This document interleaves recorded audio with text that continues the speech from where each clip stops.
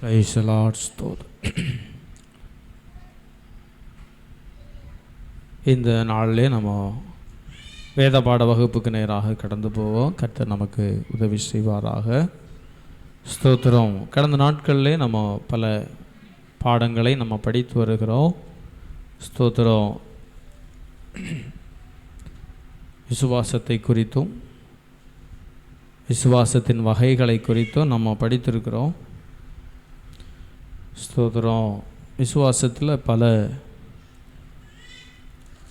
காலகட்டங்கள் இருக்கிறது, பல சூழ்நிலைகள் பல பிரிவுகளாக பிரிக்கப்படுகிறது. அதனால் விசுவாசத்தை குறித்து நம்ம கற்றுக்கொள்ளாத பட்சத்தில் விசுவாசத்தில் வளருகிறது அப்படிங்கிறது மிகவும் கடினமான ஒரு காரியமாய் மாறி போய்விடும். அதனால் விசுவாசத்தில் வளருவதற்கு கர்த்தர் ஒவ்வொரு தேவ பிள்ளைகளுக்கும் உதவி செய்வாராக.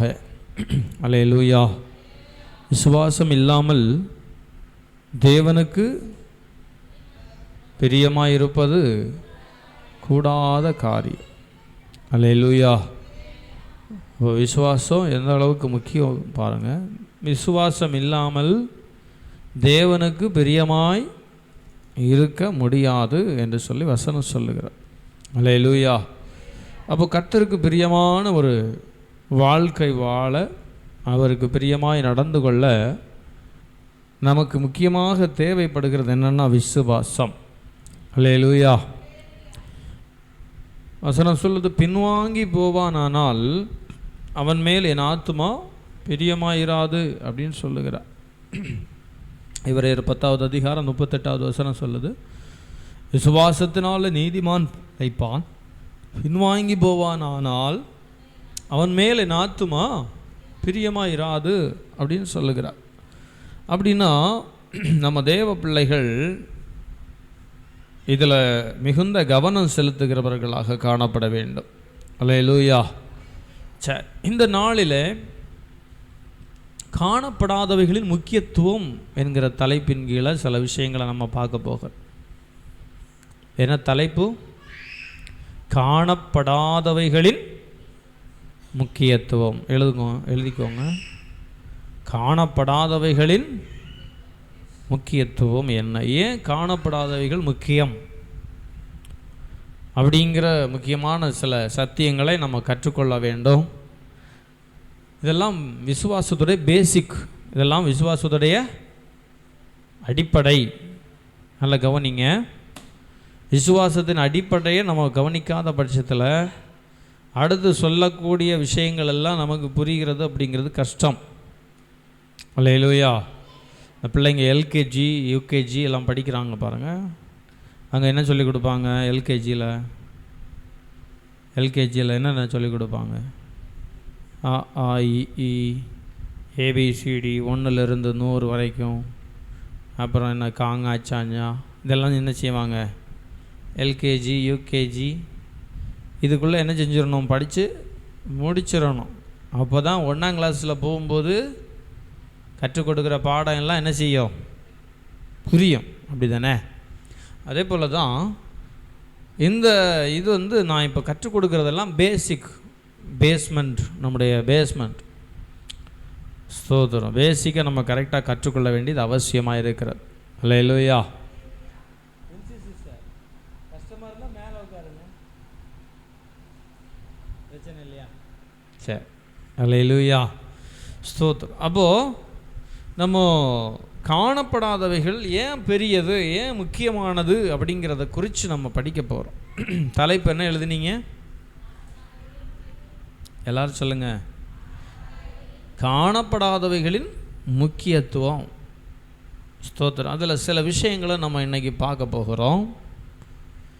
ஸ்தோத்திரம். ஏன் காணப்படாதது முக்கியத்துவம் வாய்ந்தது அப்படின்னா, ஏன் அதை முக்கியமாக நம்ம கருதணும் அப்படின்னா, நம்ம எபிரேயர் 11வது அதிகாரம் 3வது வசனத்திலேயே அதனுடைய முக்கியமான ஒரு விளக்கம் சொல்லப்பட்டிருக்கிறது.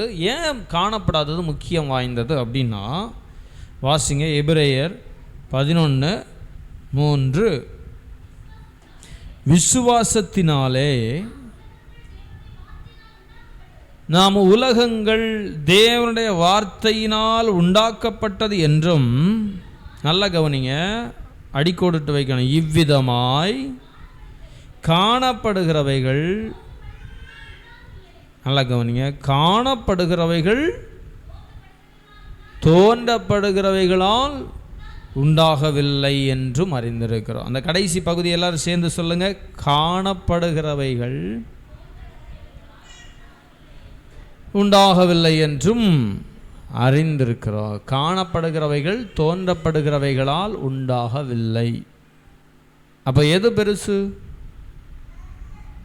காணப்படுகிறவைகள் எப்படி உண்டாக்கப்பட்டதுன்னா, எப்படி உண்டாக்கப்பட்டது சொல்லுங்க. காணப்படுகிறவைகள் எப்படி உண்டாக்கப்பட்டது? காணப்படாதவைகளால் உண்டாக்கப்பட்டது. அல்லேலூயா. அப்போ காணப்படாதது பெருசா, காணப்படுகிறது பெருசா? உண்டாக்கப்பட்டது பெருசா, உண்டாக்குனது பெருசா? சொல்லுங்க. இப்போ நம்ம பார்க்குற எல்லாமே காணப்படுகிறவைகள், அப்படி தானே? வானத்தின் கீழே இருக்கிற அனைத்தும் உண்டாக்கப்பட்டது, சகலமும் உருவாக்கப்பட்டது. அல்லேலூயா. எப்படி உண்டானது? எப்படி உண்டானது? தோன்றப்படுகிறவைகளால் உண்டாகவில்லை. அப்படின்னா என்ன அர்த்தம்? அப்படின்னா என்ன அர்த்தம் சொல்லுங்க. தோன்றப்படுகிறவைகளால் உண்டாகவில்லைன்னா என்ன அர்த்தம் சொல்லுங்க. சொன்னதான் அடுத்து. காணப்படுகிறவைகள் தோன்றப்படுகிறவைகளால் உண்டாகவில்லை. தோன்றப்படுகிறவைகளால், திருப்பி ஒரு 2 முறை படிங்களேன். அதாவது இவ்விதமாய் தொடங்கி ஒரு 2-3 முறை படிங்க பார்ப்போம். இவ்விதமாய்,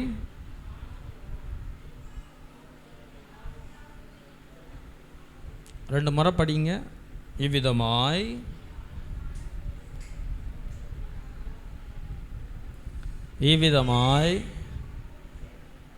காணப்படுகிறவைகள் தோன்றப்படுகிறவைகளால். இதிலிருந்து என்ன தெரியுது உங்களுக்கு? இதிலிருந்து என்ன தெரியுது சொல்லுங்க பார்ப்போம். இதிலிருந்து என்ன தெரியுது? காணப்படுகிறவைகள்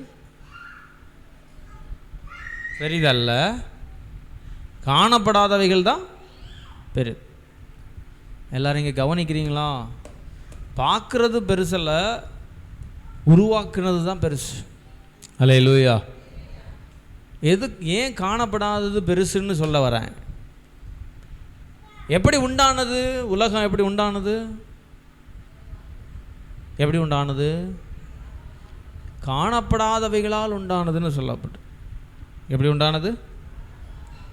எல்லாம் சேர்ந்து இவ்விதமாய் காணப்படுகிறவைகள் தோன்றப்படுகிறவைகளால் உண்டாகவில்லை என்றும் அறிந்திருக்கிறோம். இதுதான் முதல் விஷயம். ஏன் காணப்படாதது பெருசு அப்படின்னா, நம்ம பார்க்கிற எல்லாமே காணப்படாதவைகளால் உண்டானது. அதனால் காணப்படாதவைகளை குறித்த அறிவு நமக்கு தேவை. ஆமென். அந்த அறிவு நமக்கு தேவை. பொதுவாக மனுஷனுங்க காணப்படாதவைகளை குறித்த அறிவு ரொம்ப குறைவாக இருக்குது. இப்போ நம்முடைய சரீரத்தை நம்ம எடுத்துக்கொண்டாலும் கவனிங்க, நம்ம சரீரத்தில் 3 பகுதி இருக்குது. என்னெல்லாம்? ஆவி, ஆத்துமா, சரீரம். இப்போது இதில் எதை நம்ம பார்க்குறோம்? இந்த 3ல் எதை பார்க்குறோம்? சரீரத்தை பார்க்குறோம். மீதி 2 இருக்குது. என்னெல்லாம்? நமக்குள்ளே ஆவி இருக்குது, நமக்குள்ளே என்ன இருக்குது? ஆத்துமா இருக்குது. இப்போ எது மெஜாரிட்டி?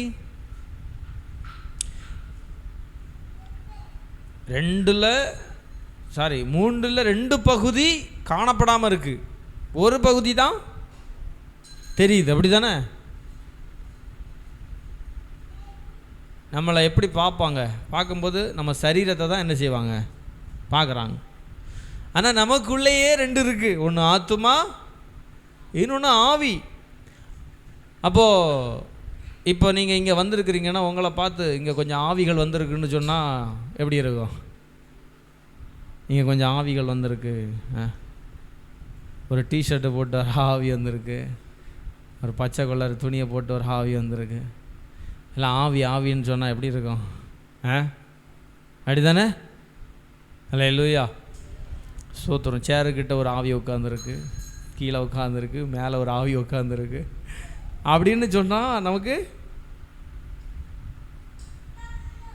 கொஞ்சம் வித்தியாசமாக யோசிக்கிறோம். சரி, ஆவி வந்திருக்கு, ஓகே. ஆத்மா வந்திருக்குன்னா என்ன சொல்லுவான்? இங்கே கொஞ்சம் ஆத்மாக்கள் வந்திருக்கு. அல்லேலூயா. எல்லாரும் ஆண்டவரை ஸ்தோத்திரம் பண்ணுவோமா? ஸ்தோத்திரம் ஸ்தோத்திரம் நல்லா ஸ்தோத்திரம் பண்ணுங்க. ஸ்தோத்திரம் ஸ்தோத்திரம் ஸ்தோத்திரம் ஸ்தோத்திரம். அல்லேலூயா.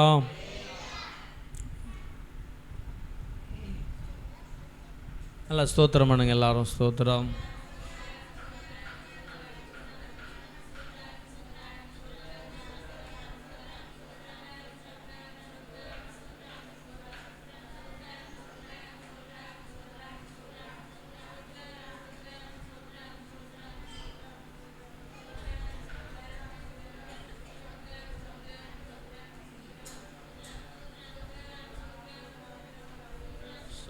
சோதரம். அல்லேலூயா.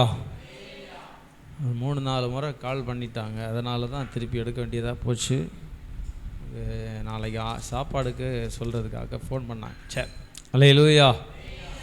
சோதரம். நம்மளால் ஆண்டவரை ஸ்தோத்திரம் பண்ணுவோம். ஸ்தோத்திரம் ஸ்தோத்திரம். சரி, அப்போது எது சொல்லிகிட்டு இருந்தேன்? நம்ம சரீரத்தில் ஆவி, ஆத்துமா, சரீரம், இந்த 3 இருக்குது. இந்த 3ம் இருக்குது. இதில் மெஜாரிட்டி நம்ம பார்க்காதது தான் இருக்குது. நம்ம மெஜாரிட்டி ஆவி, ஆத்துமா, இது 2ம் மெஜாரிட்டி. அப்போது சரீரம் மட்டும்தான் நம்ம கண்ணுக்கு தெரியுது. அப்போது உங்களுக்கு ஒரு 2 கண் இருக்குது, அப்படி தானே? அந்த கண் மூலமாக என்ன செய்கிறீங்க? இன்னொரு மனுஷனை பார்க்குறீங்க. கண்ணுக்குள்ளே உங்கள் எப்படி யோசிக்கணும்னா, நம்ம ஆத்துமா, ஆவி, ஆத்துமா, சரீரம் 3ம் பார்க்குறது எப்படி பார்க்குது? ஒரு கண்ணை வச்சு கண்டறிகிறது. அல்லேலூயா.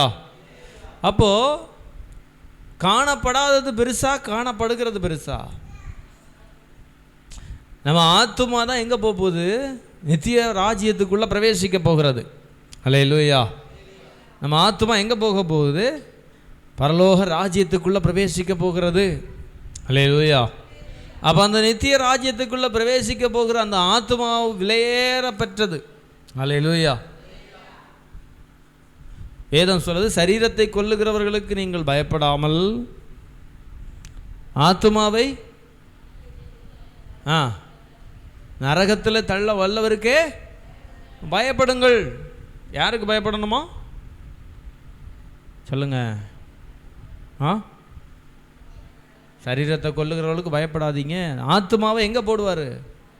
ஹலோ, எங்கே போடுவார்? நரகத்தில் தூக்கி போடுவார். அவருக்கு தான் பயப்படணும். ஆமென். அல்லேலூயா. சொல்லுங்கள், யாருக்கு பயப்படணும்? ஆத்துமாவை நரகத்தில் போடுறவருக்கு. அப்போ ஆத்துமா விலையேற பெற்றதாக இருக்கிறது. அல்லேலூயா. நான் எதுக்கு இதை சொல்கிறேன்னா, காணப்படாதவைகள் நிறைய இருக்கிறது. காணப்படாதவைகள் நிறைய இருக்கிறது. நம்ம பார்க்குறத அதிகமாக நம்புவோம், பார்க்காததை நம்புறதுக்கு ரொம்ப தயக்கமாக இருக்கும். அல்லேலூயா. ஸ்தோத்திரம். 2வது ஒரு விஷயத்தை நான் சொல்கிறேன் பாருங்கள். இது முதல் விஷயம். காணப்படாதவைகள் காணப்படுகிறவைகளை உண்டாக்குனது. அதனால் காணப்படாதவைகள் பெருசு. சொல்லுங்கள், காணப்படாதவைகள். பார்க்காதவங்க பார்க்காதவைகள் இப்போ நம்ம பார்க்குறவைகள் உருவாக்குனது யாது? இதுவரை நம்ம பார்க்காதவைகள் தான் உண்டாக்கி இருக்கிறது. அல்லேலூயா. அப்போது அதை குறித்து நம்ம அறிய வேண்டியது மிக மிக அவசியம். 2வது ஒரு விஷயத்தை நான் சொல்கிறேன் பாரு. 2 கொரிந்தியர் 4:16. 2 கொரிந்தியர் 4:16 வாசிங்க. 16, 17, 18. ஆனபடியினாலே நாங்கள் சோர்ந்து போகிறதில்லை, புறம்பான மனுஷன் அழிந்தும் உள்ளான மனுஷன் நாளுக்கு நாள் புதிதாக்கப்படுகிறது. அடுத்து, மேலும் காணப்படுகிறவைகளை அல்ல, காணப்படாதவைகளை நோக்கி இருக்கிற நமக்கு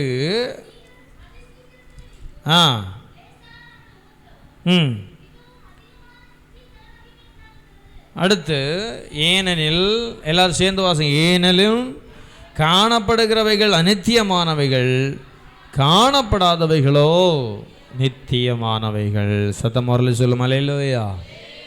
எப்படி சொல்லியிருக்கு கடைசி வசனம், கடைசி பகுதி சொல்லுது, காணப்படுகிறவைகள் அநித்தியமானவைகள், காணப்படாதவைகளோ நித்தியமானவைகள். வசனம் சொல்லுது, எங்கள் புறம்பான மனுஷன் அழிந்தும் உள்ளான மனுஷன் நாளுக்கு நாள் புதிதாக்கப்படுகிறது. ஒரு மனுஷனை நம்ம பார்க்கும்போது எப்படி பார்க்கணுன்னா, இப்போ நாங்கள் ஒரு மனுஷனை பார்க்கும்போது எப்படி பார்ப்போம்? ஒரு ஊழியக்காரர் ஒரு விசுவாசியை பார்க்கும்போது எப்படி பார்ப்பாங்க? இவங்க புதிதாக்கப்பட்டிருக்கிறாங்களா, எப்படி புதிய மனுஷனாக மாறி இருக்கிறாங்களா அப்படிங்கிறத நாங்கள் என்ன செய்வோம்? பார்ப்போம். அதன் அடிப்படையில் தான் அவங்கள என்ன செய்வோம்? கணக்கு போட்டு வச்சுருப்போம். எப்படி? நான் சொல்கிறது புரியுதா அவங்களுக்கு? சொல்லுங்கள், புரியுதா புரியலையா? ஒருவன் கிறிஸ்துவுக்குள் இருந்தால் புது சிருஷ்டி, புது சிருஷ்டியாக இருக்கிறான். பழையவைகள் எல்லாம் ஒளிந்து போயின, எல்லாம் புதிதாயின. அல்லேலூயா, ஸ்தோத்திரம். இன்னைக்கு ஒரு மனுஷன் இன்னொரு மனுஷனை பார்த்தா என்ன கேட்பாங்க? முதல்ல உங்கள் ஊர், உங்கள் பேர். முதல்ல என்னது? உங்கள் பேர், அப்புறம் உங்கள் ஊர், அப்புறம் உங்கள் வீடு. ஸ்தோத்திரம். வீட்டில் எத்தனை பேர், அது மட்டுமா? எல்லாத்தையும் கேட்பாங்க. நீங்கள் எந்த குலம், எந்த கோத்திரம், எந்த ஜாதி, எல்லாத்தையும் என்ன செய்வாங்க? கேட்டு அறியாமல் விடவே மாட்டான். அல்லேலூயா, ஸ்தோத்திரம். ஆனால் அப்போஸ்தலனாகிய பவுல் சொல்கிறாரு, நான் உங்களை எப்படி பார்க்குறேன்னா, நீங்கள் புதிய மனுஷனாக மாறி இருக்கிறீங்களான்னு மட்டும்தான் பார்க்குறேன். அல்லேலூயா. புதிய மனுஷனாக மாறினீங்கன்னா போதும். ஆமென் சொல்லுங்கள். சபைங்கிறது எதுக்கு? பழைய மனுஷனை களைந்து போட்டு புதிய மனுஷனை தரித்து கொள்ள வேண்டும். எதுக்கு சபை? சொல்லுங்கள், சொல்லுங்கள் சத்தமாக எல்லாரும். பழைய மனுஷனை களைந்து போட்டு புதிய மனுஷனை என்ன செய்யணும்? தரித்து கொள்ளணும். அதுக்காக தான் இந்த ஆராதனை, இந்த ஆலோசனைகள், வேத வசனம், வேத வகுப்பு, வேத பாட வகுப்பு எல்லாம் என்னதுக்கு? எதுக்கு? பழைய மனுஷன் களையப்படணும். இன்றைக்கி நிறைய பேர் பழைய மனுஷனையே வச்சுக்கிட்டு இருக்கிறோம். அல்லேலூயா. அது ஒரு டேஞ்சரான ஒரு விஷயம். ஏன்னா நம்ம எப்போ ரட்சிக்கப்படுறோமோ அப்போலேருந்து நம்ம சுபாவங்களில் ஒரு நல்ல மாற்றம் வெளிப்பட வேண்டும். ஆமேன்னு சொல்லுங்கள். என்ன வெளிப்படணும்? எப்போலேருந்து சொல்லுங்கள், எப்போலேருந்து? எப்போ நம்ம ரட்சிக்கப்படுறோமோ. உண்மையான ரட்சிப்புங்கிறது என்னது? சொல்லுங்கள், உண்மையான ரட்சிப்புனா என்ன?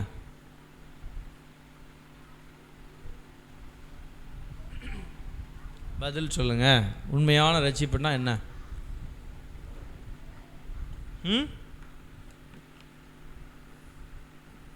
யாராச்சும் சொல்லுங்கள். எல்லாரும் சொல்லணும். உண்மையான ரட்சிப்புனா என்ன? நீங்கள் எல்லாம் ரட்சிக்கப்பட்டவங்க தானே? யாரெல்லாம் ரட்சிக்கப்பட்டவங்க கை தூக்குங்க. 1 2 3 4 5. அப்போது நீங்கள் எல்லாம் என்ன செய்யணும்? சொல்லணும். உண்மையான ரட்சிப்புனா என்ன? சொல்லுங்கள். நான் விரும்புகிறது நீங்கள் உண்மையான ரட்சிப்பு. ரட்சிக்கப்பட்டீங்களா? அப்போ சொல்லுங்கள், உண்மையான ரட்சிப்புனா என்ன? கிறிஸ்துவை சொந்த இரட்சகராக ஏற்றுக்கொள்வது ரட்சிப்பு. சரி, நீங்கள்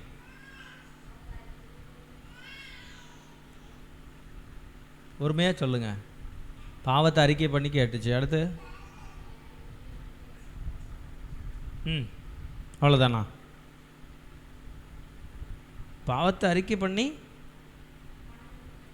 மனம் திரும்புறது, அவ்வளோதானா? வேறு சிஸ்டர் சொல்லுங்கள். 1 ரட்சிப்புன்னா என்ன? ரட்சிக்கப்பட்டோம் அப்படின்னா என்ன?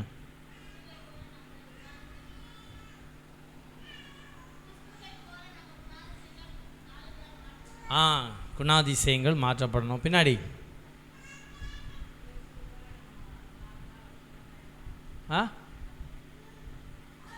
அதே தான். அவங்க சொன்னதை காப்பி அடிச்சிட்டிய.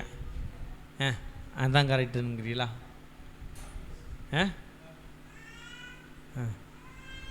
ரொம்ப ஈஸியாக சொல்லக்கூடாது, புதுசாக சொல்லணும். சரி, அல்லேலூயா. சத்தமாக சொல்லுங்கள், அல்லேலூயா. அப்போ ரட்சிப்புன்னா என்ன? அவங்க ஆன்சர் முதல்ல சொல்லிட்டேன் உங்களுக்கு. அதுதான் ஆன்சர். பழைய மனுஷனை களைந்து போட்டு புதிய மனுஷனை தரித்து கொள்ளுக்கிறதுக்கு பேர் தான் ரட்சிப்பு. ஆமென். நீங்கள் சொல்கிறதெல்லாம் தப்பான்னு கேட்டால் எல்லாமே கரெக்டு தான். எல்லாமே நீங்கள் தப்பு சொல்லலை, கரெக்டு தான். எல்லாமே கரெக்டு தான். அப்போ ரட்சிப்புன்னா என்ன?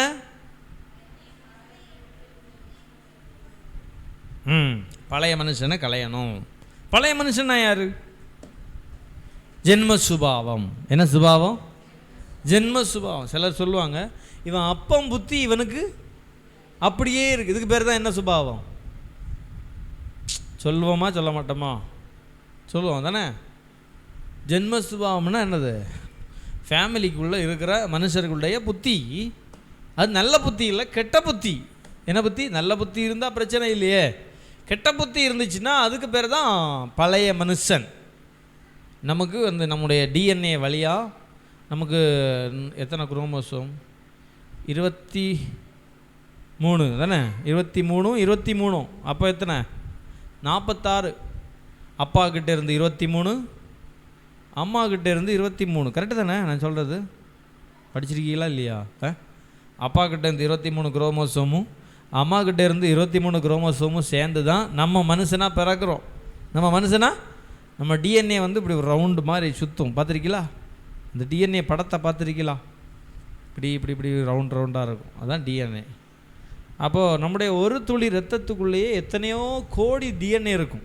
ஒரு துளி ரத்தத்துக்குள்ளே எத்தனையோ கோடி டிஎன்ஏ இருக்கும். அது எவ்வளவு நாட்கள் ஆனாலும் அதனுடைய அந்த தன்மை மாறாமல் அப்படியே இருக்கும். அந்த ரத்தம் கிடச்சிதுன்னா அந்த ரத்தத்தை பார்த்தே கண்டுபிடிக்க முடியும் இந்த ஆள் யார், எப்படி, இது யார், இவங்க அப்பா அம்மா யார் அப்படிங்கிறத வச்சு என்ன செய்ய முடியும்? கண்டுபிடிச்சிட முடியும். அதுதான் டிஎன்ஏ பரிசோதனைன்னு சொல்கிறாங்கல்ல. என்ன பரிசோதனை? டிஎன்ஏ பரிசோதனை செஞ்சு இப்போ ஒரு கொலை நடந்துச்சுன்னா என்ன பண்ணுவாங்க? முதல்ல எல்லாத்தையும் ஃபாரன்சிக் டீம் எல்லாம் அவங்க அந்த ஃபிங்கர் பிரிண்ட்டு, அப்புறம் ரத்தம் மாதிரி இதெல்லாத்தையும் கலெக்ட் பண்ணிட்டு போவாங்க. கலெக்ட் பண்ணிட்டு போயிட்டு யாருன்னு கண்டுபிடிக்க முடியலன்னா என்ன செய்ய முடியும்? இதை வச்சே கண்டுபிடிக்க முடியும். அந்த அளவுக்கு டெக்னாலஜி வளர்ந்துருச்சு. ஒவ்வொரு மனுஷனும் ஒவ்வொரு வித்தியாசமான டிஎன்ஏ அமைப்பை பெற்றிருக்கிறாங்க. அல்லேலூயா. அப்போ எவ்வளோ பெரிய ஆண்டவர் நம்முடைய ஆண்டவர். கரங்களை தட்டி ஆண்டவருக்கு நன்றி செலுத்துங்க. பாருங்கள், உலகத்தில் எத்தனையோ கோடி கணக்கில் மனுஷங்க இருக்கிறாங்க. ஆனால் ஒவ்வொருவரையும் தனிப்பட்ட விதத்தில் தனியே அவங்களுக்கு அமைப்பை கொடுத்து ஆண்டவர் உருவாக்கி வைத்திருக்கிறார். கையை தட்டி ஆண்டவருக்கு நன்றி செலுத்துங்க பார்க்கலாம். பாருங்கள், இனிமே பிறக்க போகிற மனுஷனுக்கும் இனிமே பிறக்க போகிற குழந்தைக்கும் ஃபிங்கர் பிரிண்ட் ஒரே மாதிரி இருக்காது. எப்படி? ஆமாம், ஆண்டவர் எப்படிப்பட்டவர் பற்றிலாம். இங்கே இருக்கிற ஒவ்வொருத்தர் ஃபிங்கர் பிரிண்ட்டும் வேறு அப்படி தானே? இப்போ ஃபோனில் லாக்கு போட்டு வைக்கிறோம். ஃபிங்கர் பிரிண்ட்டு நம்ம ஃபிங்கர் பிரிண்ட் வச்சா தான் என்ன செய்யும்? வேறு யாராவது வச்சா என்ன செய்யும்? மண்டே ஆட்டம். இது இல்லையா, நீ வேறு ஆள் அப்படின்னு. அப்போ ஃபோனுக்கே தெரியுது இது யார், எப்படிப்பட்ட ஆள், இவரோட ஃபிங்கர் பிரிண்ட் என்னன்னு அது கரெக்டாக கண்டுபிடிக்குது. பாருங்கள், இது மனுஷரோட அறிவை இப்படி இருக்குன்னா படைச்சவரோட அறிவு எப்படி இருக்குன்னு யோசிச்சு பாருங்கள். கையை தட்டி அவருக்கு மகிமை செலுத்துங்க பார்க்கலாம். பிரைஸலாம். சரி, அப்போது வசனம் சொல்லுது, காணப்படுகிறவைகள் அநித்தியமானவைகள், காணப்படாதவரைகளோ நித்தியமானவைகள். முதல்ல என்ன படிச்சிங்க? எபிரேயர் 11:3 என்ன படிச்சிங்க? காணப்படுகிறவைகள் தோன்றப்படுகிறவைகளால் உண்டானது அல்ல அப்படின்னு படிச்சிங்க. ரெண்டாவது ஏன் நித்தியமானது முக்கியம் அப்படின்னு கேட்டால், காணப்படாதவைகள் முக்கியமானது அப்படின்னு கேட்டால் என்ன காரணம்? காணப்படாதவைகள் தான் நித்தியமானது. ஆமென் சொல்லுங்க. முதல் பாயிண்ட் என்னது? இன்னைக்கு தலைப்பு என்னது? செய்தியோட தலைப்பு என்ன? சொல்லுங்க சத்தமாக சொல்லுங்க. காணப்படாதவைகளின் முக்கியத்துவம். சரியா? ஏன் காணப்படாதவைகள் முக்கியம் அப்படிங்கிறதுக்கு முதல் ஆன்சர் என்னன்னா, சொல்லுங்க என்ன காரணம்? சொல்லி தந்தன, எழுதிட்டு இருப்பீங்களா? முதல் காரணம் என்ன? எபிரேயர் 11:3. காணப்படாதவைகள் தான் காணப்படுகிறவைகளை உண்டாக்கினது. நம்ம பார்க்குறது எல்லாத்தையும் உண்டாக்குனது எது? காணப்படாதவைகள். அதனால தான் காணப்படாதவைகள் முக்கியம். சரியா? ரெண்டாவது ஏன் காணப்படாதது முக்கியம்? அதான் வாசித்தோம். என்ன வாசிச்சிங்க? கொரிந்தியர் 4:16 என்ன வாசிச்சிங்க? 2 கொரிந்தியர் 4:16 காணப்படாதவைகள் நித்தியமானது. நல்லா கவனிங்க. முதல்ல என்னது? காணப்படாதவைகள் உருவாக்கினது. ரெண்டாவது காணப்படாதவைகள் நித்தியமானது. புரியுதா உங்களுக்கு? அல்லேலூயா, ஸ்தோத்திரம்.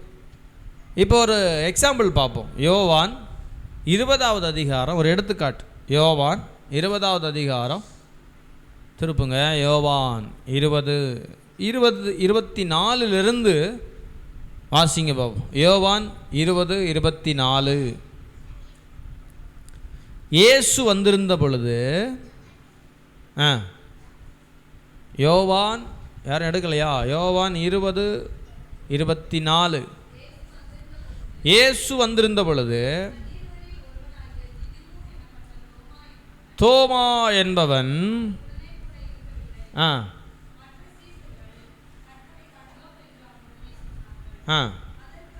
நல்லா கவனிங்க. அதற்கு அவன், அவருடைய கைகளில் ஆணிகளினால் உண்டான காயத்தை நான் கண்டு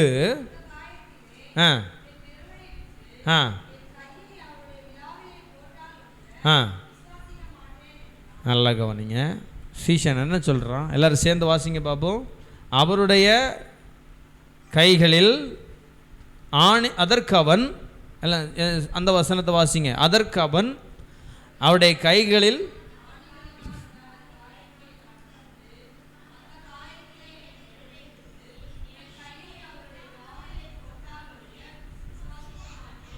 விசுவாசிக்க மாட்டேன். என்ன இதுக்கு பேர்? என்ன விசுவாசமா? சொல்லுங்க, இதுக்கு பேர் விசுவாசமா? அவன் என்ன தோமா என்ன சொல்றாரு? இயேசுவே நான் பார்த்து இந்த காயத்தில் கையை போட்டு பார்த்து தான் நான் என்ன செய்வேன், அப்போ தான் நான் விசுவாசிப்பேன்னா அதுக்கு பேர் விசுவாசமா? பார்த்ததுக்கு பிறகு விசுவாசம் தேவையில்லையே. பார்த்ததுக்கு பிறகு புரியுதா நான் சொல்கிறது உங்களுக்கு? யாருக்கெல்லாம் நான் சொல்கிறது புரியுதுன்னு சொல்கிறவங்க கை தூங்க பார்ப்போம். என்ன புரிஞ்சுது?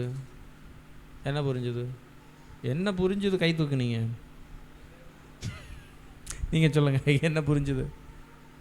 தோமா சொல்கிறாரு. தோமா என்ன சொல்கிறாரு?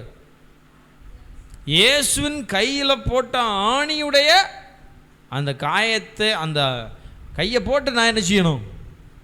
இந்த சைடில் கையை போட்டு இந்த சைடில் பார்க்கணும். அப்போ தான் நான் விசுவாசிப்பேன்னு சொல்கிறாரு. இதுக்கு பேர் விசுவாசமா? இதுக்கு பேர் விசுவாசமா? விசுவாசம்னா என்ன?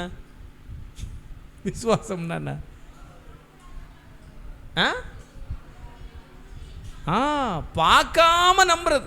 இப்போ ஆண்டவர் வந்திருக்கிறார், நம்ம இடத்துல வந்திருக்கிறார், நம்ம மத்தியில் உலாவுகிறார். இப்போ நம்ம பார்க்கல. யாராவது பார்த்தீங்களா? பார்த்தீங்கன்னா நான் உட்காடுறேன், நீங்கள் பண்ணுங்கள் பிரசனை. யாராவது பார்த்தீங்களா? ஆனால் ஆண்டோடைய பிரசனை இருக்குது, ஆண்டோடைய மகிமையை உணர முடியுது. ஆமேன்னு சொல்லுங்க. ஆண்டவர் உலாவுகிறது தெரியுது. தூதர்கள் இருக்கிறாங்க, நம்மளை சுற்றிலும் இருக்கிறாங்க. எத்தனை பேர் நம்புறீங்க? பார்த்தா நம்புகிற மாதிரி தெரியலையே அவங்களெல்லாம் பார்த்தா. காணப்படாதவைகளை நம்புறீங்களா? இது விசுவாசத்தின் ஆரம்பம், விசுவாசத்தின் இதான் ஸ்டார்டிங், இதான் நம்ம பேசிக்கிலே நிற்கிறீங்கன்னா அதனால் கவலைப்படாதீங்க. ஸ்தோத்திரம். பேசிக்கு தான் இதெல்லாம். என்னது? பேஸ்மெண்ட். இதெல்லாம் பேஸ்மெண்ட். பேசிக்கை படிக்காமல் நீங்கள் அடுத்ததை டக்குன்னு படிச்சுட்டு போனோம்னா ஒன்றும் என்ன செய்யாது, புரியாது. அதனால தான் ஸ்லோவாக போகுது வண்டி. 20 கிலோமீட்டர் ஸ்பீடில் போயிட்டுருக்கு. என்ன அப்போது தோமா சொல்கிறாரு, நான் கண்டு அவருடைய கையில் இருக்கிற காயத்தை பார்த்த பிறகு தான் நான் என்ன செய்வேன், விசுவாசிப்பேன். இதுக்கு பேர் விசுவாசம் இல்லை, பார்க்காம விசுவாசிக்கிறோம் பாருங்க, அதுக்கு பேர் தான் விசுவாசம். ஆமேன்னு சொல்லுங்க. இப்போ பரலோக ராஜ்யத்தில் இயேசு அங்கே பிதாவின் வலது பாரிசத்தில் இருக்கிறாருன்னு வசனம் சொல்லுது. அதை நீங்கள் நம்புறீங்க. இதுக்கு பேர் தான் என்னது, விசுவாசம். பரலோகம்னு ஒன்று இருக்கா பாஸ்டர்? பரலோகம்னு நான் பார்த்தா தான் நம்புவேன் அப்படின்னா அதுக்கு பேர் என்னது இல்லை, அதுக்கு பேர் விசுவாசம் இல்லை. பார்க்காததை நம்பணும். ஆமேன்னு சொல்லுங்க. ஹல்லேலூயா. யோவான் 20:29 வாசிங்க பார்ப்போம். யோவான் 20:29. அதற்கு இயேசு, தோமாவே, நீ என்னை கண்டதினாலே விசுவாசித்தாய். நல்லா கவனிங்க. இயேசுவே சொல்றாரு, காணாமல் விசுவாசிக்கிறவர்கள் யாரா? பாக்கியவான்கள். அல்லேலூயா. அப்போ கண்டு விசுவாசிக்கிறதெல்லாம் ஒரு பெரிய விசுவாசம்னு சொல்ல முடியாது. காணாமல் விசுவாசிக்கணும். அல்லேலூயா. நான் ரட்சிக்கப்பட்ட ஆரம்பத்தில் இங்கே பாருங்களேன், இப்போ நான் ஆண்டவர்கிட்ட ஒரு டிமாண்ட் வச்சேன். என்ன டிமாண்டுன்னா, ஆண்டவரே, நான் உங்களை நேரில் என்ன செய்யணும், எப்படி உங்களை நேரில் பார்த்த பிறகு தான் நான் என்ன பண்ணுவேன், ஊழியத்துக்கு வருவேன். எப்படி? தரிசனம் மூலமாகவோ சொப்பனம் மூலமாகவோ என்ன செய்யணும், உங்களை நான் பார்க்கணும் அப்படின்னு ஆண்டவர்கிட்ட சொன்னேன். ஆண்டவர் இதுவரைக்கும் காட்டி தரலேன் தம்முடைய முகத்தை. அல்லேலூயா. சூத்திரம். ஆண்டவர் என்ன சொன்னார் தெரியுமா? நீ காணாமல் வந்தாலே போதும். காணாமல் வந்தா போதும். எனக்கு என்ன ஆசைன்னா, நம்ம ஒருத்தருக்கு கீழே ஊழியம் செய்ய போகிறோம். யார்? கர்த்தர், ஆண்டவர் நம்மளை அழைச்சிருக்கிறாரு. கவனிக்கிறீங்களா? ஆண்டவர் நம்மளை அழைச்சிருக்கிறாரு. அப்போ நம்ம அவரை பார்த்துட்டோம்னா நமக்கு பிரச்சனை இல்லை. அப்படி தானே? ஒரு முதலாளியை நீங்கள் பார்த்து வேலை செய்கிறதுக்கு ஒரு வித்தியாசம் இருக்குல்ல. இதுதான் முதலாளி. முதலாளி யாருன்னே தெரியாமல் நான் ஊழியத்துக்கு இறங்குறதுக்கு முன்னாடி, இதெல்லாம் முன்னாடி நடந்த விஷயங்கள், சரியா? இப்போ எல்லாம் முன்னாடி. அப்போ நான் யோசித்தேன், ஏன் அவர் காட்டி தர மாட்டேங்கிறாரு? காட்டி தந்தால் நல்லா இருக்குமே. காட்டி தந்தால் நம்ம இவருக்கு தான் ஊழியம் செய்கிறோம், அவரோட முகத்தை பார்க்கணும் அப்படிங்கிற ஒரு எண்ணம் எனக்குள்ளே இருந்துச்சு பாருங்கள். ஆனால் அது இதுவரைக்கும் என்ன செய்யலை, நிறைவேறவில்லை. அல்லேலூயா. அதுக்கு என்ன, அது நான் இந்த வசனத்தை படிக்கும்போது தான் யோசித்தேன், காணாதிருந்தும் விசுவாசிக்கிறவர்கள் பாக்கியவான்கள். ஆமேன்னு சொல்லுங்கள். எப்படி? இந்த வசனத்தோட அர்த்தம் புரியுது அவங்களுக்கு? பார்க்காம நம்புறது. இப்போ இயேசு சிலுவையில் அறையப்பட்டார், அப்படி தானே? ஸ்தோத்திரம். இயேசு சிலுவையில் அறையப்பட்டு அவர் 3ஆம் நாளில் உயிரோடு எழும்பினார். பார்த்தது என்ன பார்த்தாங்க? மக்கள் எல்லாம் என்ன பார்த்தாங்க? பாவப்பட்ட ஒரு இயேசுவை. ஜனங்களெல்லாம் எப்படி பார்த்தாங்க? பாவப்பட்ட ஒரு இயேசுவை என்ன செய்தாங்க? சிலுவையில் அறையிறாங்க. அவர் எந்த குற்றமும் செய்யலை. ஆனால் இந்த சதுசேயர்கள், பரிசேயர்கள், இவர்கள் எல்லாரும் அவருடைய போக்குவரத்தை பிடிக்காமல் என்ன செய்கிறாங்க? அவரை பிடிச்சி சிலுவையில் அறையிறாங்க. அப்படி அவர் ரொம்ப கஷ்டப்பட்டு மரித்தார் அப்படிங்கிறது தான் உலகம் பார்க்குது. அப்படி தானே உலகம் பார்க்குது? அப்படி தானே பார்த்தாங்க. இன்னைக்கு ரட்சிக்கப்படாத ஜனங்களிடத்தில் கூட இயேசுவின் மேலே ஒரு மரியாதை இருக்குது. அப்படி தானே? இயேசுவின் மேலே ஒரு, கிறிஸ்தவர்களை பிடிக்காது, ஆனால் கிறிஸ்துவை பிடிக்கும். எப்படி? எத்தனை பேருக்கு புரியுது நான் சொல்கிறது? கிறிஸ்தவர்களை பிடிக்காது, கிறிஸ்துவை பிடிக்கும். நிறைய இந்துக்களுக்கு, நிறைய ஆண்டவர் அறியாதவர்களுக்கு, வேற்று மதத்தில் இருக்கிற நிறைய பேருக்கு கிறிஸ்துவை பிடிக்கும். கிறிஸ்துவுடைய போதனை பிடிக்கும், கிறிஸ்து வந்து இப்படி நல்லவராக வாழ்ந்தார். ஆனால் அவரை பிடிச்சி என்ன பண்ணிட்டாங்க? காந்திஜி தெரியுமா? கிறிஸ்தவர்களை பிடிக்காது, கிறிஸ்துவ பிடிக்கும்னு எழுதி வச்சுருக்காரு தெரியுமா? கிறிஸ்தவர்களை. ஏன்னா அவர் ஒரு சர்ச்சுக்குள்ளே போகும்போது அவரை என்ன செய்யலை, உள்ளே விடலை, அவரை உள்ளே வரக்கூடாது அப்படின்ட்டாங்களாம். அப்போ கிறிஸ்துவ பிடிக்கும், கிறிஸ்துவ பிடிக்கும். அல்லேலூயா. அம்பேத்கர் அதே மாதிரி. அம்பேத்கர் படிச்சிருக்கீங்களா? அம்பேத்கரை பற்றி புக்கு படிச்சிருக்கீங்களா? அம்பேத்கரும் இதே மாதிரி தான். அவர் வந்து ஒரு என்ன சொல்கிறது, ஒரு ஆலயத்துக்குள்ளே போகும்போது அவரை தடுத்து நிறுத்திட்டாங்க, உள்ளே வரக்கூடாது அப்படின்னு. ஸ்தோத்திரம். அந்த அளவுக்கு நம்ம கிறிஸ்தவர்களுடைய அறிவு இருந்துச்சு. அவரும் சொல்கிறாரு, கிறிஸ்துவ எனக்கு பிடிக்கும். அல்லேலூயா. கிறிஸ்துவ எனக்கு. ஏன் அப்படி கிறிஸ்தவர்களை ஏன் பிடிக்கலை? கிறிஸ்தவர்கள்னாலே ரொம்ப டார்ச்சர். எப்படி டார்ச்சர்னால் என்ன டார்ச்சரு? பாஸ்டம்மா ஒரு வீடியோ காட்டி தந்தாங்க, ஒரு சிஸ்டரை பற்றி வீடியோ காட்டி தந்தாங்க. அவங்க சொல்கிறாங்க, எனக்கு எல்லாரையும் பிடிக்குது, ஆனால் அந்த பெந்தைக்கோஸ்காரங்களை மட்டும் என்ன செய்யாது, பிடிக்காது. ஏன் பிடிக்காதுன்னா, எப்போ பாரு சர்ச்சுக்கு வா சர்ச்சுக்கு வா சர்ச்சுக்கு வான்னு சொல்கிறாங்க. அதனால் அவங்கள என்ன செய்யாது எனக்கு அப்படின்னு அவங்க ஒரு கேள்வி கேட்டு விட்டுருக்குறாங்க. யாராவது பதில் சொல்லுங்கன்னு. ஏன் இந்த பெந்தைக்கோஸ்காரங்க இப்படி அழைக்கிறாங்க, சும்மா சும்மா கூப்பிட்டுட்டே இருக்கிறாங்க, வேறு யாருமே எங்களை கூப்பிட்றதில்ல, ஆனால் இவங்க மட்டும் சும்மா சும்மா சர்ச்சுக்கு வா சர்ச்சுக்கு வான்னு கூப்பிட்றாங்க அப்படின்னு அவங்க ஒரு கேள்வியை கேட்டு அந்த வீடியோவை முடிச்சிருந்தாங்க. அப்போ பாருங்கள், நம்ம நிறைய நேரங்களில் நம்முடைய வாழ்க்கையே ஒரு சாட்சி தான். நம்ம வாழ்க்கை நல்லா கவனிங்க, நம்ம வாழ்க்கை எப்போ சாட்சியாக மாறுதோ அப்போ தான் ஜனங்கள் ரட்சிக்கப்படுவார்கள். எப்படி புரியுதா உங்களுக்கு? என்ன சொன்னேன்? இங்கே தான் இருக்கிறீங்களா? இல்லை, நம்ம வாழ்க்கை சாட்சியாக மாறணும். நீங்கள் சொல்கிற சாட்சி இல்லை, நம்ம சொல்கிற சாட்சி இல்லை. நம்ம சாட்சி எது? நம்ம வாழ்ந்து காட்டுகிறது தான் சாட்சி. அல்லேலூயா. வாழ்க்கை தான் மற்றவர்களுக்கு பாடமாக மாறும். உங்களை பார்க்குறவங்களுக்கு எது பாடமாக தெரியும்? நீங்கள் சொல்லுகிற வார்த்தையெல்லாம் அவங்க ஏற்றுக்கொள்ளவே மாட்டாங்க. ஆனால் அவங்க பார்க்குறது என்ன பார்ப்பாங்க? இவங்க சுபாவம் எப்படி இருக்குது, இவங்க எப்படி மாறி இருக்கிறாங்க, எப்படி கிறிஸ்துவ போல இருக்கிறாங்க அப்படிங்கிறத என்ன செய்யும்? உலகம் பார்க்கும். ஆமென். அல்லேலூயா. அப்படிப்பட்ட ஒரு வாழ்க்கை வாழ்ந்து நம்ம இயேசுவை குறித்து நம்ம பேசும்போது இயேசு மகிமைப்படுவார். இப்போ நம்மளே மாறாமல் இயேசுவை ஏற்றுக்கொள்ளுங்கன்னா என்ன செய்ய மாட்டாங்க? நம்ம வார்த்தைக்கு ஒரு மதிப்பு இல்லை, ஒரு வார்த்தைக்கு ஒரு மதிப்பு மரியாதை வரலை இன்னும். காரணம் என்ன? நம்மளே மாறலையே. நம்மளே மாறாதப்போ எப்படி மற்றவங்க நம்ம ஆராதிக்கிற இயேசுவை அறிவாங்க? அல்லேலூயா. அப்போது எதுக்கு நம்ம இதெல்லாம் புரிஞ்சு கொள்ளணும் அப்படின்னா, இயேசு சிலுவையில் அறையப்பட்ட போது உலகம் எதை பார்த்தது? அவர் ஒரு நல்ல மனுஷன் அப்படிங்கிறத பார்த்துச்சு. ஆனால் இயேசு சிலுவையில் அவர் சில விஷயங்களை செய்தார் பாருங்க. வேதம் சொல்லுது, ஏசாயா 53வது அதிகாரம் 5வது வசனம் சொல்லுது. ஏசாயா 53:5 கடைசி பகுதி சொல்லுது, நமக்கு சமாதானத்தை உண்டு பண்ணும் ஆக்கினை அவர் மேல் வந்தது, அவருடைய தழும்புகளால் குணமாகிறோம். அவருடைய தழும்புகளால் குணமாகிறோம். அல்லேலூயா. இயேசு பிறப்பதற்கு எத்தனை வருஷத்துக்கு முன்னாடி? 1500 வருஷத்துக்கு முன்னாடி எழுதப்பட்டது ஏசாயா தீர்க்க தரிசன புஸ்தகம். அல்லேலூயா.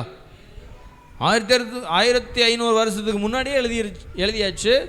அவருடைய தழும்புகளால் குணமாகிறோம். இந்த குணமாகிறோம் அப்படிங்கிற விஷயத்தை உலகம் பார்க்கல, உலகம் என்ன செய்யலை.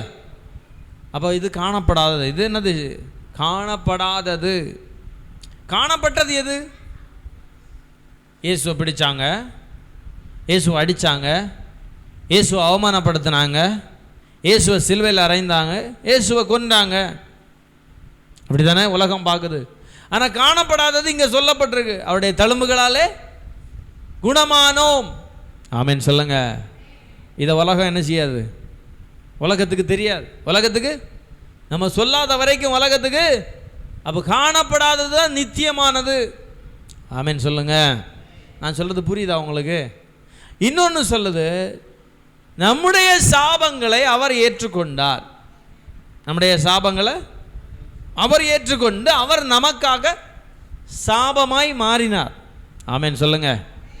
இது உலகத்துக்கு தெரியாது. இது காணப்படாதவைகள்.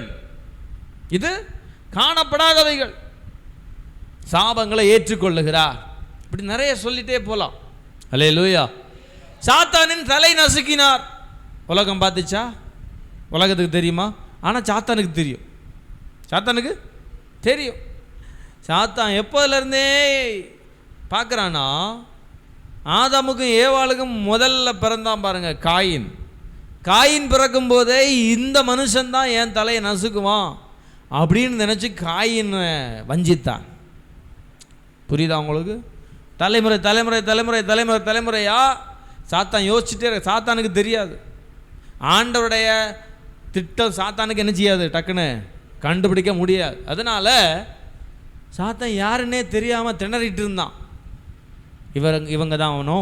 ஒருவேளை வசனம் சொல்லுது, ஸ்திரீயின் வித்து சர்ப்பத்தின் தலையை, ஆதியாகமோ 3வது அதிகாரம் நினைக்கிறேன், சர்ப்பத்தின் தலையை நசுக்குவார். அல்லேலூயா. அப்படிதான் அந்த வசனத்தை எடுத்தீங்கன்னா வாசிங்க.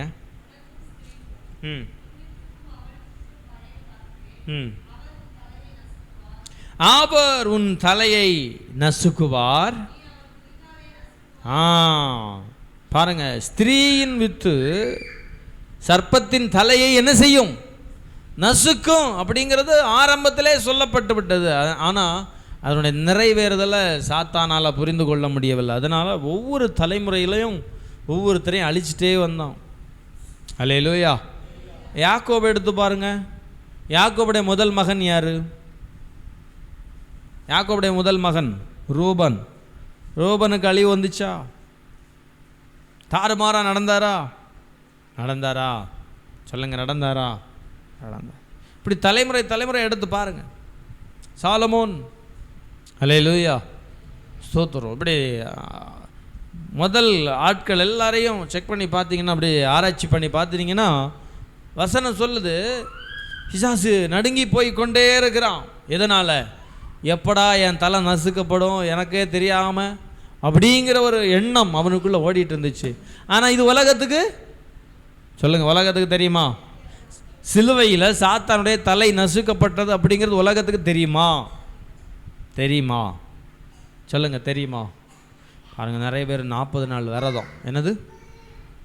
ஏன்னா இந்த நாட்களில் இறைச்சி வேறு என்னெல்லாம் சாப்பிட மாட்டாங்க, முட்டை, அப்படி தானே, ரொம்ப எல்லாம் வெஜ்ஜுக்கு மாறிடுவாங்க, அப்படி தானே. 40 நாள் லெந்து காலம், அப்படி தானே. எல்லா மதத்துலேயும் லெந்து காலம் வச்சுருக்குறாங்க.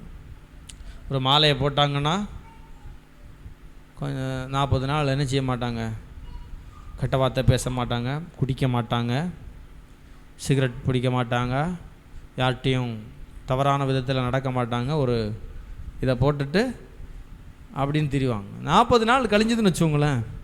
40 நாள் கழிஞ்ச உடனே திருப்பி பழைய மனுஷனா மாறிடுவாங்க. சோத்திரம் உலகம். அல்லேலூயா. முஸ்லீம்ஸும் அதே மாதிரி தான். 40 நாள் தவக்கால், அது பேர் என்னது, நோன்பு காலம். அவங்களும் நோன்பு வைக்கிறாங்க. சோதரர் அந்த காலத்தில் மட்டும் கொஞ்சம் அமைதியாக இருப்பாங்க. கிறிஸ்தவர்களும் 40 நாள் ஃபாஸ்டிங், 40 நாள் ஃபாஸ்டிங் வைக்கிறாங்க.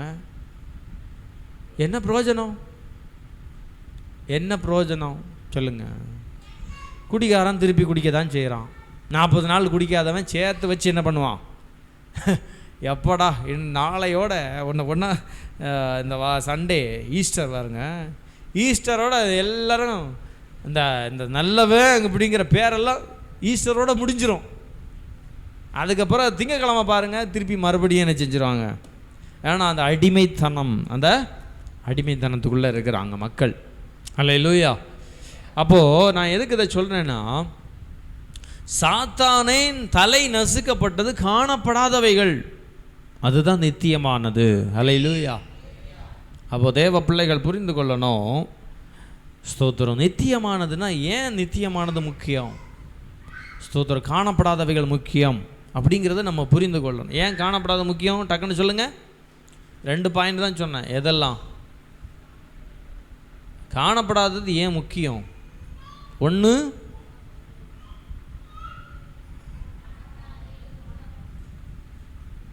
காணப்படாதவைகளால் உண்டாக்கப்பட்டதுனால காணப்படாதவைகள் முக்கியம். 2வது,